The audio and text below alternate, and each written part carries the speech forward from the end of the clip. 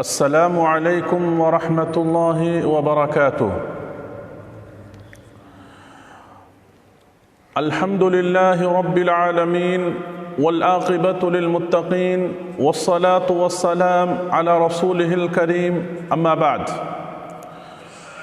يا أيها الذين آمنوا اتقوا الله حق تقاته ولا تموتن إلا وأنتم مسلمون. يا أيها الناس اتقوا ربكم الذي خلقكم من نفس واحدة وخلق منها زوجها وبث منهما رجالا كثيرا ونساء واتقوا الله الذي تساءلون به والأرحام إن الله كان عليكم رقيبا.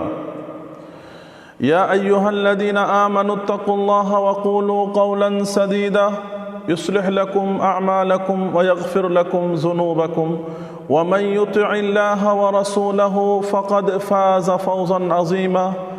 أما بعد، فإن خير الحديث كتاب الله وخير الهدي هدي محمد صلى الله عليه وسلم وشر الأمور محدثاتها وكل محدثة بدعة وكل بدعة ضلالة وكل ضلالة في النار.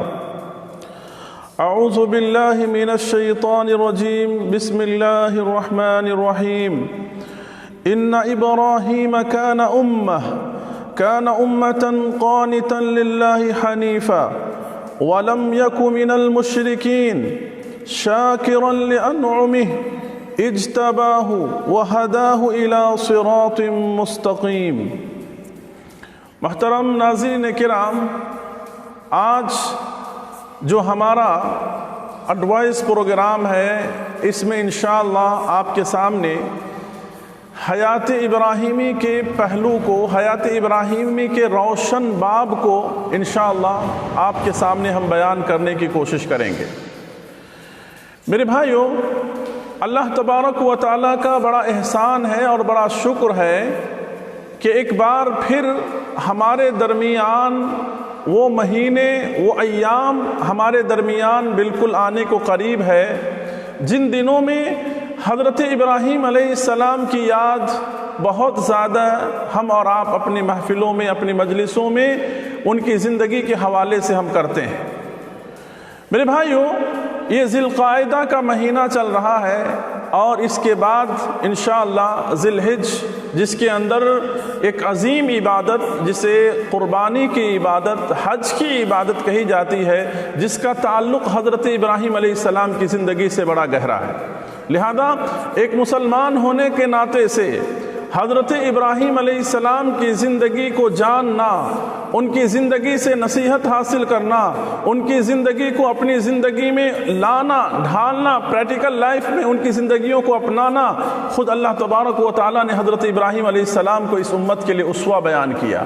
کہا ابراہیم علیہ السلام کی زندگی تمہارے لیے اسوہ ہے، نمونہ ہے، لہذا ابراہیم علیہ السلام کی زندگیوں کو تم اپناؤ.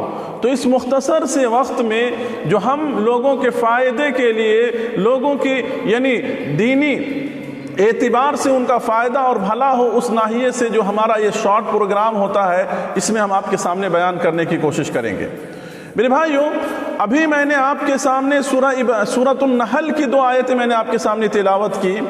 اللہ تبارک و تعالیٰ ان آیتوں کے اندر حضرت ابراہیم علیہ السلام کے تعلق سے بیان فرما رہے ہیں کہ ان ابراہیم کان امہ.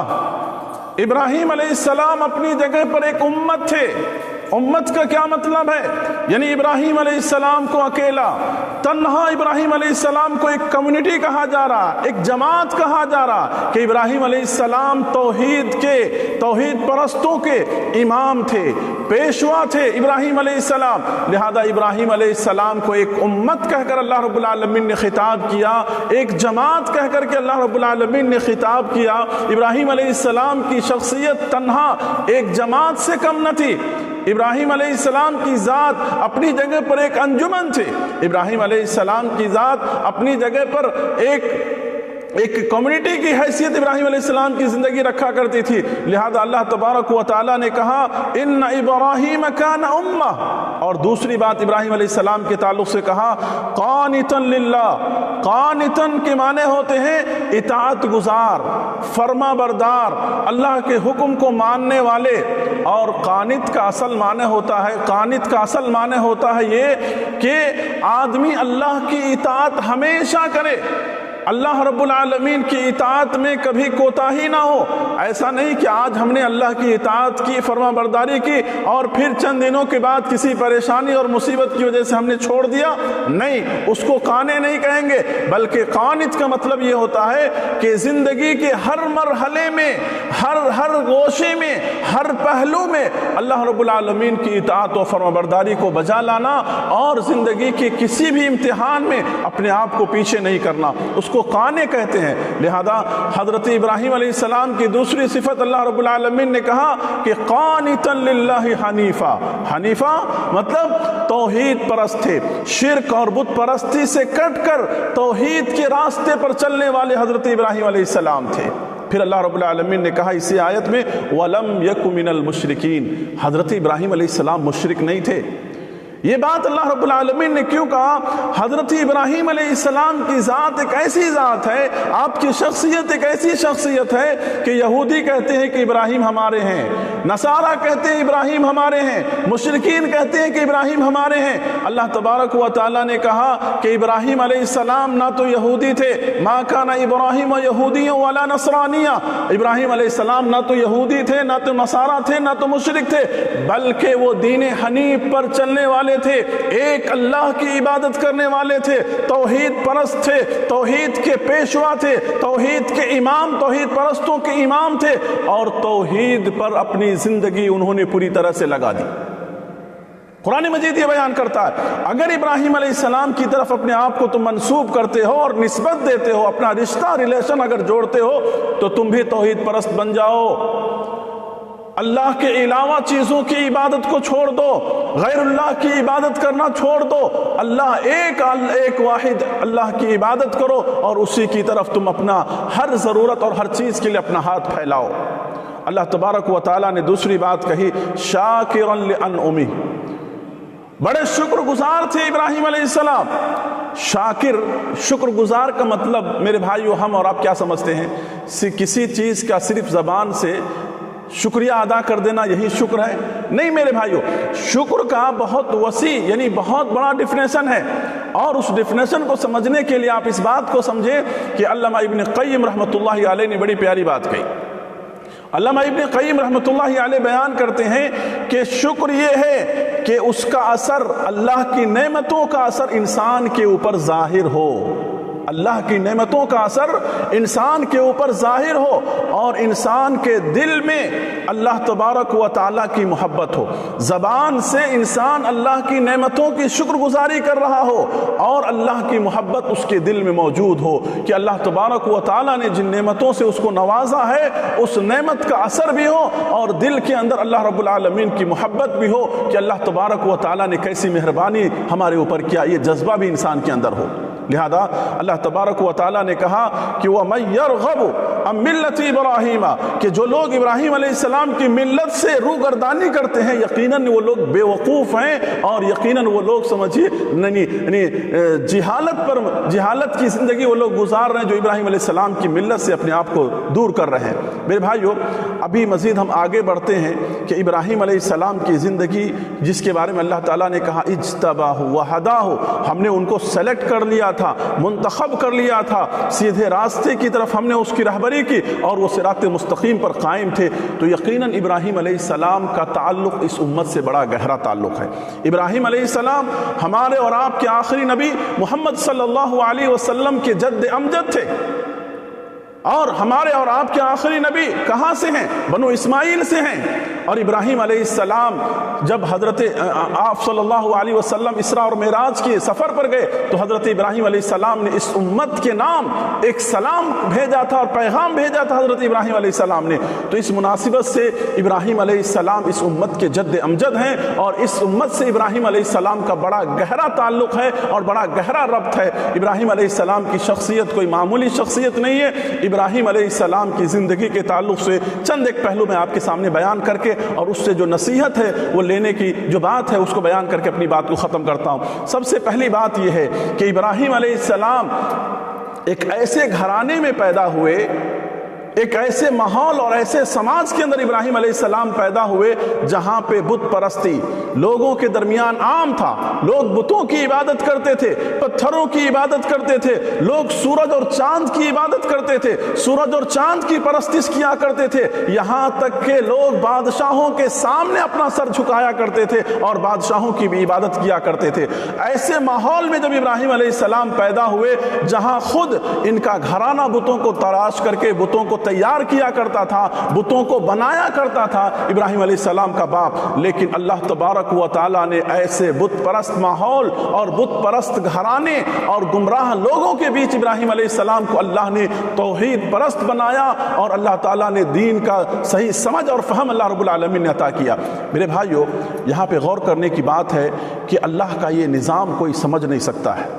اللہ کا یہ نظام کوئی سمجھ نہیں سکتا ہے کہ اللہ تعالیٰ اپنے دین کے لیے اپنے بندوں میں سے کس بندے کو کہاں سے سلیکٹ کر لے, یہ کوئی بول نہیں سکتا, کوئی سمجھ نہیں سکتا. میرے بھائیو, ہم یہ نہ سمجھے کہ ہم خاندانی مسلمان ہیں, ہم ہی اگر دین کا کام کریں گے تو دین کا کام ہوگا, نہیں تو نہیں ہوگا. یہ غلط فہمی اپنے ذہن سے ہم اور آپ نکال لیں. اللہ تبارک و تعالیٰ ایک کافر کو بھی ہدایت دے کر کے وہ اپنے دین کا کام لے سکتا ہے, اور ایک بت پرست اور قبر پرست اور بدعت گھرانے اس کو بھی اللہ رب العالمین ہدایت دے کر کے اللہ تعالیٰ دین کا کام اس سے لے سکتا ہے. یہ اللہ رب العالمین کا نظام ہے. اس لیے آپ دیکھیے کہ ایک بت پرست گھرانے میں اللہ نے حضرت ابراہیم علیہ السلام کو توحید کی سمجھ کیسے دی. قوم کے لوگ کیا ہے, سورج اور چاند کی عبادت کرتے تھے. ابراہیم علیہ السلام ابتدا میں سمجھا کہ یہی خدا ہے, حقیقت میں یہی خدا ہے. ابراہیم علیہ السلام کی اس واقعے کو اللہ تبارک و تعالیٰ نے 3 مقامات پر اللہ رب العالمین نے بیان کیا. ایک سورہ انعام, وقت نہیں ہے, سورۃ الانعام کی آیت نمبر آپ جو ہے 76 سے لے کر کے 79 تک آپ پڑھیں. اللہ تبارک و تعالیٰ نے وہاں پر ابراہیم علیہ السلام کی قوم جو سورج اور چاند کو اپنا خدا سمجھتی تھی, اس وقت ابراہیم علیہ السلام نے ان چیزوں کو دیکھ کر کے کیسے اپنے رب کو پہچانا, اس حقیقت کو اللہ رب العالمین نے بیان کیا. اللہ تبارک و تعالیٰ نے کہا فَلَمَّا جَنَّ عَلَيْهِ اللَّيْلُ رَأَى كَوْكَبًا قَالَ هَذَا رَبِّي فَلَمَّا أَفَلَ قَالَ لَا أُحِبُّ الْآفِلِينَ. یہاں سے لے کر کے آپ 76 سے 79 تک کی کہ جب رات ظاہر ہوا, تاریکی ہوئی اور چاند ستارے جب ظاہر ہونے لگے آسمان میں تو کہا کہ یہ میرا رب ہے. لیکن جیسے جیسے وقت گزرتا گیا اور وہ چھٹ گئے, وہ ڈوب گئے, وہ ختم ہو گئے, تو کہا کہ بھئی ڈوبنے والا کیسے میرا رب ہو سکتا ہے. پھر اس کے بعد سورج نکلتا ہے. سورج آج بھی دنیا کے اندر دیکھتے ہیں بہت سارے لوگ سوریہ پوجا کرتے ہیں, سوریہ نمستے کرتے ہیں, سورج کی عبادت کرنے والے بہت سارے لوگ ہیں. اس وقت بھی ابراہیم علیہ السلام کی قوم میں سورج کی عبادت کرنے والے تھے. پھر سورج کو دیکھ کر کہا یہ بڑا رب ہے. پھر جب شام ہوا وہ بھی ڈوب گیا, کہا یہ کیسے رب ہو سکتا ہے. ان تمام حقیقتوں کو دیکھنے کے بعد ابراہیم علیہ السلام نے کہا کہ جو اس کو نکالتا ہے, جو اس کو ڈباتا ہے, جو اس کو لاتا ہے, جو ایک سسٹم بنایا ہوا ہے وہی خدا ہے, یہ خدا نہیں ہو سکتا ہے. میرے بھائیو, اسی طرح سے قوم کے لوگ بت پرستی کے اندر مبتلا تھے. اس بت پرستی سے لوگوں کو اوائڈ کرنے کے لیے, ایک اللہ کی عبادت کی طرف لانے کے لیے ابراہیم علیہ السلام نے جو طریقہ اپنایا, آپ دیکھیے کہ قوم کے لوگوں کو سمجھایا, اپنے باپ کو سمجھایا, کہا کہ اے میرے ابا جان, آپ کیسی چیز کی عبادت کر رہے ہو جو نہ سنتا ہے, جو نہ دیکھتا ہے, جو نہ تمہاری مدد کر سکتا ہے. ایسوں کی تم عبادت کر رہے ہو, ایسوں کی عبادت مت کرو. تو قوم کے لوگ کیا ہو گئے, بھڑک گئے.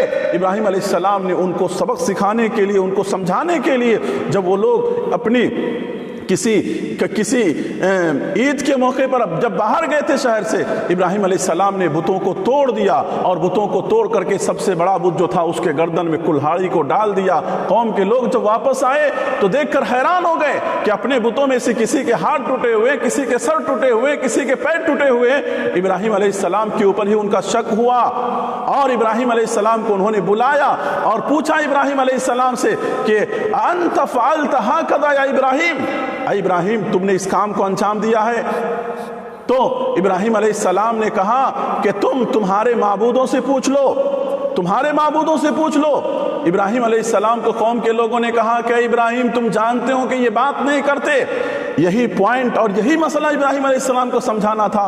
قوم کے لوگوں سے کہا کہ اے میرے قوم کے لوگوں، جب تم جان رہے ہو کہ یہ بات نہیں کرتے، یہ سنتے نہیں، یہ تمہاری مدد نہیں کرتے، تو پھر ان پتھروں کے سامنے تم سر کیوں جھکاتے ہو؟ ان پتھروں کے سامنے ہاتھ کیوں جوڑتے ہو؟ ان پتھروں سے تم کیوں مانگتے ہو؟ ان پتھروں کو تو تم خدا بنا کر کے اپنے سامنے رکھتے ہو۔ ابراہیم علیہ السلام کی اس بات سے وہ لوگ ناراض ہو گئے، اور انہوں نے کہا کہا حرقوہ وانصروا آلہتکم، کہ لوگوں تم ان کو کیا کرو، لوگوں ان کو تم جلا دو، آگ میں جلا دو۔ ابراہیم علیہ السلام کے تعلق سے کہا ان کو تم آگ میں جلا دو اور اپنے خداؤں کی مدد کرو۔ میرے بھائیو، یہاں پر غور کرنے کی بات یہ ہے کہ ابراہیم علیہ السلام کے خلاف آگ جلائی گئی اور اپنے معبود کی مدد کرنے کا پلان کیا گیا۔ میرے بھائیو، آپ یہاں پہ غور کیجئے کہ ہر زمانے کے اندر جو باطل پرست ہوتے ہیں، باطل پرست لوگ، بے دلیل لوگ، جن کے پاس کوئی دلیل نہیں ہوتی ہے، وہ ہمیشہ کیا کرتے ہیں؟ حق پرست لوگوں کے خلاف اپنی طاقت کا استعمال کرتے ہیں۔ خیر، ابراہیم علیہ السلام کے لیے آگ جلائی گئی، انسانی تاریخ کی سب سے بڑی آگ جلائی گئی، اور ابراہیم علیہ السلام کو اس میں ڈالا جانا تھا۔ ابراہیم علیہ السلام تھوڑا بھی نہ پریشان ہوئے، تھوڑا بھی نہ آپ کے چہرے پہ کوئی شکن آیا، بلکہ ابراہیم علیہ السلام نے کیا کہا؟ بس اتنا ہی کہا، حسبی اللہ ونعم المولا ونعم الوکیل، میرا رب میرے لیے کافی ہے، کسی کی ضرورت نہیں ہے، جو اس کائنات کے نظام کو چلانے پر قادر ہے وہی میرا رب میری حفاظت کرے گا۔ اور آپ دیکھیے کہ توحید پر جب بندہ آ جاتا ہے، توحید پر انسان جب اپنی زندگی کو لگا دیتا ہے اور توحید کے مطابق جب زندگی ہونے لگتی ہے انسانوں کی، تو اللہ تعالیٰ اپنے موحد بندوں کے لیے، توحید پرست بندوں کے لیے اللہ تبارک و تعالیٰ کائنات کے نظام کو بدل دیتا ہے، کائنات کے نظام کو تبدیل کر دیتا ہے۔ دیکھیے ابراہیم علیہ السلام کے لیے آگ جلائی گئی، انسانی تاریخ کی سب سے بڑی آگ، اور ابراہیم علیہ السلام کو اس میں ڈالا جانا تھا، لیکن اس آگ کا کام کیا ہوتا ہے؟ آگ کا کام ہے جلانا، آگ کا کام ہے جلانا۔ وہ یہ نہیں دیکھتی کہ بھئی یہ نبی ہے، ولی ہے، کون ہے معلوم نہیں، اس کا کام جلانا ہے، بس اس کی خصوصیت وہی ہے۔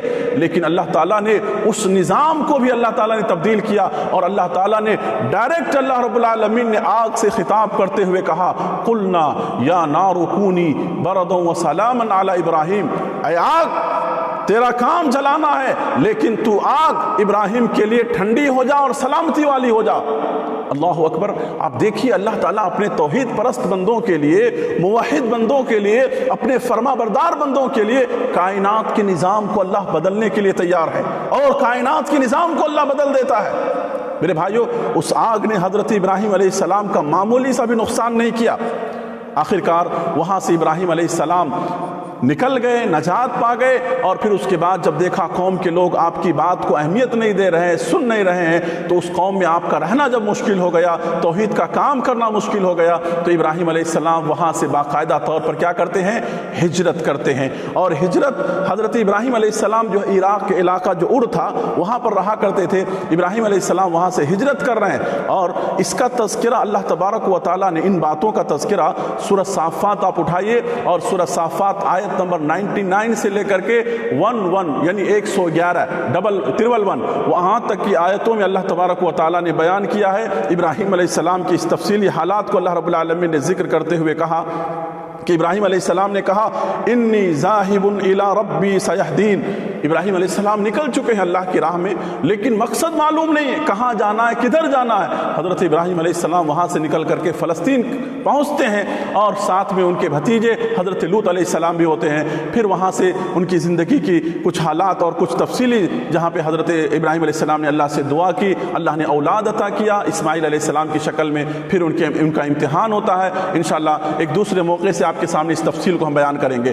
الغرض، ابراہیم علیہ السلام نے اللہ کی رضا کے لیے زندگی کے اندر ہر تکلیف اور ہر امتحان کو ابراہیم علیہ السلام نے اپنایا، اور ہر امتحان میں ابراہیم علیہ السلام خوشی بخوشی کیا ہو گئے، کامیاب ہو گئے۔ تب جا کر کے اللہ تبارک و تعالیٰ نے آپ کو کیا لقب دیا؟ خلیل اللہ کا لقب دیا۔ خلیل اللہ کے مقام پہ اللہ رب العالمین نے آپ کو فائز کیا، اور قیامت تک آنے والے انسانیت کے لیے آپ کو ایک اسوہ اور نمونہ حضرت ابراہیم علیہ السلام کو اللہ تبارک و تعالیٰ نے بنایا۔ میرے بھائیو، حضرت ابراہیم علیہ السلام کی زندگی کو ہم نے سنا، اس زندگی سے ہمارے لیے نصیحت کیا ہے؟ سب سے بڑی بات اور سب سے بڑا پیغام یہ ہے کہ جب کبھی لوگ سمجھیے بت پرستی کے اندر مبتلا ہوتے ہیں، یا بدعات، قبر پرستی، اولیاء پرستی اور مختلف قسم کے رسومات کے اندر جب مبتلا ہوتی ہے، جب آپ ان کے سامنے دین کی بات کریں گے تو وہ لوگ کیا کہتے ہیں کہ بڑا آیا دین کا سمجھانے والا، ہمارے باپ دادا کرتے ہوئے آئے ہیں۔ اور یہی بات ابراہیم علیہ السلام کی قوم نے بھی کہا تھا۔ جب ابراہیم علیہ السلام نے ان کو منع کیا تو انہوں نے کیا کہا؟ انا وجدنا آباءنا کذالک یفعلون، ہم نے ہمارے باپ دادا کو کرتے ہوئے ایسے پایا ہے، اور ہمارے باپ دادا کوئی غلط نہیں تھے۔ میرے بھائیو، قرآن اور حدیث کے آ جانے کے بعد، قرآن اور حدیث کی دلیل آ جانے کے بعد، باپ دادا کے جو بھی رسومات ہیں ان تمام چیزوں کو انسان کو چھوڑ دینا چاہیے۔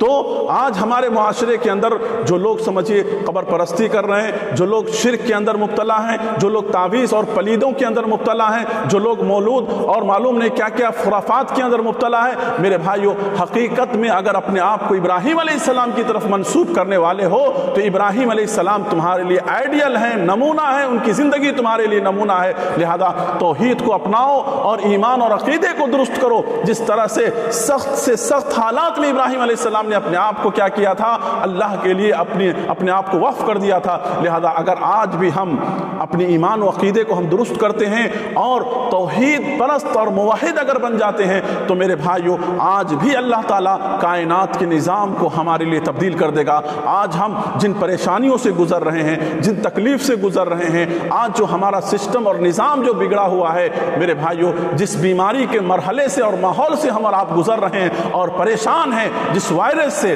یقین مانے کہ ایسے وقت میں بھی کتنے ایسے نادان ہیں، کتنے ایسے بیوقوف قسم کے لوگ ہیں جو کیا کہتے ہیں کہ فلاں مولود پڑھنے سے یہ بیماری ختم ہو جاتی ہے۔ ان کی عقل کہاں گئی؟ ان کی عقل پہ کون سا پردہ پڑا ہوا ہے کہ اللہ کو چھوڑ کر کے وہ انسانوں کے پاس جا رہے ہیں، اور اللہ کو چھوڑ کر کے اللہ کی مخلوق جو اللہ کے محتاج ہیں اس کے سامنے وہ ہاتھ پھیلانے کے لیے جا رہے ہیں۔ میرے بھائیو، آج ایمان کو درست کرنے کی ضرورت ہے، عقیدے کو درست کرنے کی ضرورت ہے، اور حقیقت میں اللہ سے اپنا رشتہ جوڑنے کی ضرورت ہے، توبہ اور استغفار کرنے کی ضرورت ہے، اللہ کے سامنے نادم اور شرمندہ ہونے کی ضرورت ہے، اللہ کے سامنے رونے کی ضرورت ہے، اللہ کے سامنے آنسو بہانے کی ضرورت ہے۔ میرے بھائیو، آج ایسے ماحول میں بھی آج انسان کا دل پتھر ہو چکا ہے، آج انسان کے اوپر ایسے حالات میں بھی کچھ اثر نہیں ہو رہا ہے، تو اس سے بڑی دل اور ضمیر کی مردگی اور کیا ہو سکتی ہے؟ تو انہی ساری باتوں پر ہم اپنی بات کو ختم کرتے ہیں اور اللہ رب العالمین سے دعا کرتے ہیں کہ رب العالمین حقیقت میں یہ جو ایام چل رہے ہیں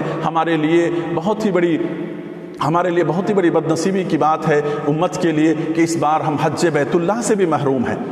دنیا کے کونے کونے سے لوگ اللہ کے گھر کا دیدار کرنے کے لیے پہنچ چکے ہوتے تھے، لیکن اس بار ہم پہنچ نہیں سک رہے، عالم اسلام اس وقت وہاں تک پہنچ نہیں سکتی ہے۔ کتنی بڑی بدنصیبی کی بات ہے میرے بھائیوں۔ تو یقیناً ایسے وقت میں حضرت ابراہیم علیہ السلام کی یاد بہت زیادہ ہوتی ہے، ان کا تذکرہ بہت زیادہ ہوتا ہے، تو لہذا ابراہیم علیہ السلام کے نام کو صرف اور صرف ہم پڑھ کر کے سن کر کے بس ہم رسمی طور پہ خاموش نہ رہ جائیں، بلکہ ابراہیم علیہ السلام کی زندگی سے جو نصیحت آپ کے سامنے بیان بیان کیا گیا ہے کہ دین کے معاملے میں کبھی کوئی سمجھوتا نہیں ہونا چاہے ہمارا باپ ہو، بیٹا ہو، ہمارا رشتہ دار ہو، کوئی بھی ہو، دین کے معاملے میں کوئی سمجھوتا نہیں۔ ابراہیم علیہ السلام کی زندگی سے یہ پیغام۔ دوسرا پیغام، ہر حال میں، ہر صورت میں توکل جو ہے اللہ کے اوپر ہونا چاہیے، ہر حال میں۔ دیکھیے ابراہیم علیہ السلام نے ہر جگہ اللہ پر توکل کیا، لہذا ہر حال میں توکل، بھروسہ اللہ کے اوپر ہونا چاہیے، اللہ سے امید ہونی چاہیے، مایوسی نہیں ہونی چاہیے۔ لہذا یہ ساری صفت اگر ہمارے اندر پیدا ہوگی، انشاءاللہ زندگی کے ہر موڑ پر ہم کامیاب رہیں گے۔ تو اللہ سے دعا ہے کہ رب العالمین ابراہیم علیہ السلام کی زندگی کو عملی طور پر ہماری زندگی میں اللہ ہمیں لینے کی توفیق عطا فرما۔ ہر طرح کی بدعات، خرافات، شرک، یعنی تعویذ، پلید، ان تمام برے کاموں سے اللہ اپنے ایمان و عقیدے کی اللہ ہمیں حفاظت کرنے کی اللہ توفیق عطا فرما، اور اللہ ہر حال میں تجھ پر اور تیری ذات پر توکل کرنے کی اللہ ہمیں نیک توفیق عطا فرما، اور اللہ جتنا جلد ہو سکے اس بیماری کو، وائرس کو اللہ ختم کر دے، عالم اسلام اور عالم انسانیت کی اللہ حفاظت فرما، آمین۔ وآخر دعوانا ان الحمد للہ رب العالمین، والسلام علیکم ورحمۃ اللہ وبرکاتہ۔